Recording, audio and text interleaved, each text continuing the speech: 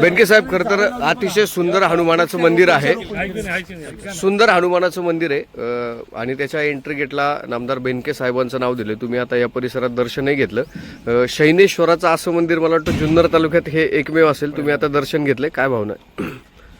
हे जे उमरस गाव आहे हे वल्लभशेठ बेनके साहेबांचे अनेक घरोघरी मैत्री संबंध असणारं गाव आहे. आमचं गाव हिवरे बुद्रुक मध्ये नदी सोडली तर इकडं उमरसला ते शाळेला यायचे आणि त्यांचं म्हणून शालेय शिक्षण हे उमरस गावामध्ये झालं असल्यामुळे त्यांचं बालपण जडणघडण हे अनेक मित्रांमुळे इथं त्यांच्या बरोबरचे जे काही मित्रपरिवार इथं आपल्याला दिसतात जे सर्व ज्येष्ठ यांनी एकत्रित येऊन हे मारुतीरायाचं मंदिर एक चांगल्या प्रकारचं मोठं करायचं आणि ह्या परिसराचं चांगलं त्यांनी आराखडा डेव्हलप केलेला आहे.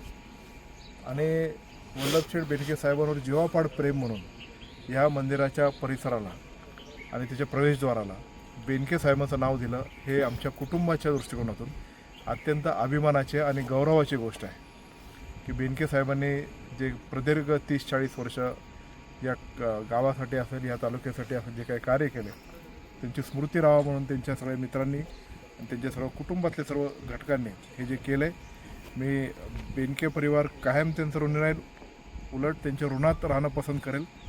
आणि आजपर्यंत मी जे काही गावाच्या प्रती काम केलं आहे अजितदादा पवारसाहेबांच्या मार्गदर्शनाखाली भविष्यात पण न खचता न डगमगता आम्ही सगळे तुझ्या पाठीमागं आहेत. अजितदादांचा पाईक तू असल्यामुळं अजितदादांसारखेच कामं तू भविष्यात केले गेले पाहिजे ही भावना त्यांची आहे. आणि म्हणून इथं आल्यानंतर इथं प्रसन्न वातावरण वाटतं.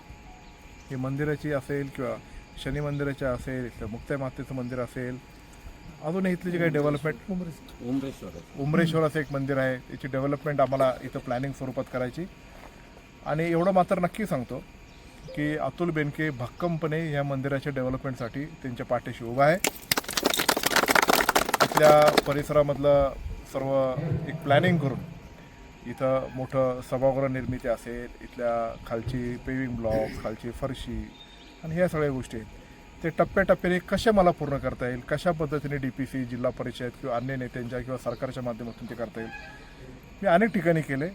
पण हेच जर वल्लभशेठ बेनके साहेबांच्याच नावाचं मंदिराचं परिसर झालं आहे तर ते नाव मोठं होण्यासाठी आणि जुन्नर तालुक्याचं एक आकर्षक केंद्रबिंदू ठरेल अशा प्रकारचं कार्य मी केल्याशिवाय राहणार नाही, एवढंच मी भावना व्यक्त करतो.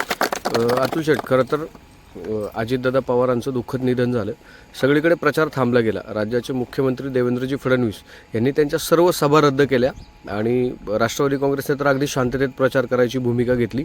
मुख्यमंत्र्यांनी त्यांच्या सगळ्या सभा रद्द केल्या. मात्र राज्याचे उपमुख्यमंत्री एकनाथजी शिंदे आज जुन्नर तालुक्यात ओतूर नगरीत येत आहेत, प्रचाराच्या निमित्तानं सभा घेत आहेत. कसं पाहता याकडं, काय तुमची भावना आहे राष्ट्रवादी काँग्रेस परिवारातील घटक म्हणून?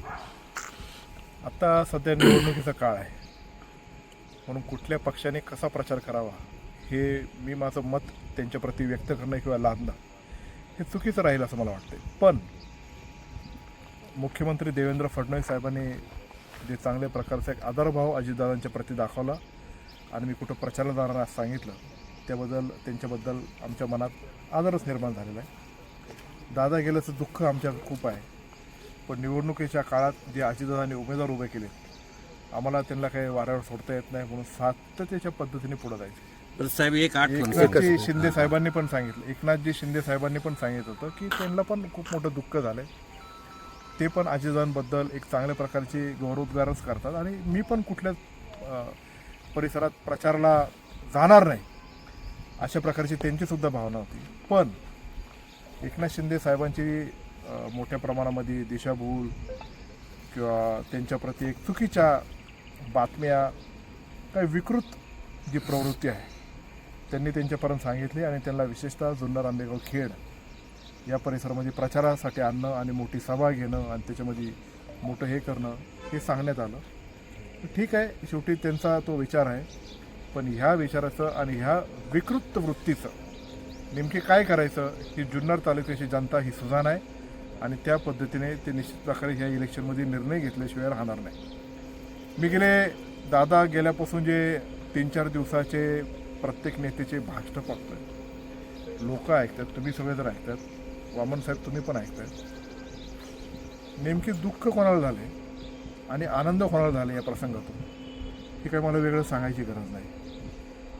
आणि एखाद्याचा बाप गेल्यानंतर कशा पद्धतीने आपली भाषा असली पाहिजे हे मला तर काही न पटणार आहे. शेवटी निवडणुका येतात जातात, पण त्या प्रसंगातून आपण कसं पुढं जातो याला खूप महत्त्व असतं. त्याची नीतिमत्ता, त्याची वृत्ती ही लोकांसमोर खरी येते आणि जनता हे सगळं जाणती आणि अशा विकृत माणसांना धडा शिकवल्याशिवाय राहणार नाही. धन्यवाद. पण साहेब एक गोष्ट हे आहे ना, पेट्रोलचे 12 गावांना पाणी पुरवठा योजना ही वल्लभ शेट्टीची योजना होती आणि त्याच्यासाठी म्हणजे आपल्या उमरजमधून पाणी उचललं, पण ही 10 गुंठे जागा आम्ही गावकऱ्यांनी विनामूल्य साहेबांच्या स्वप्नासाठी पूर्ण करली. ही म्हणजे विनामूल्य 10 गुंठे ते जागा. बेला प्रादेशिकच का? हा, बेला प्रादेशिकचं इथूनच सगळं आता पाणी. नवीन बेला प्रादेशिकचं ही एक नवीन टाकी आता नवीन बनवली गावासाठी. नवीन ना 110 कोटी रुपयाचं काम आहे ते बेला प्रादेशिक. जागतिक ते बँकेच्या पण कर्जावरती अजित त्याने आत्ताचं अनुदान आहे अजितदादांनी ते दिलेलं आहे. बेला प्रादेशिकने 26 गावांना पाणी पुरवठा करणार आहे. साहेबांचं आतापर्यंत बेल्ल्यापर्यंत होतं, आता आणे पाटावर पण ते पाणी जाणार आहे. 2 स्टेजेसमध्ये ते बेला प्रादेशिकची योजना आहे आणि ते 2 स्टेजमुळं निम्मे गावं एका स्टेजवर, निम्मे गावं दुसऱ्या स्टेजवर, म्हणून हा आणे माळशेज पूर्व पट्टा उमरजपासून खामुंडी बसून वरती पर पिंपरी पेंडार नवलेवाडी त्याच्यात नव्हती, नवलेवाडी आपण घेतली, वडगाव, आनंद, पादीरवाडी, आडे, साळ्याच्या सगळ्या वाड्या. तर मोठं काम अजितदादांनी केलेलं आहे त्यांच्या आयुष्यात. ते आता पूर्णत्वास येत आहे, पण ते बघायला अजितदादा नाही, त्याची वेदना आमच्या मनामध्ये.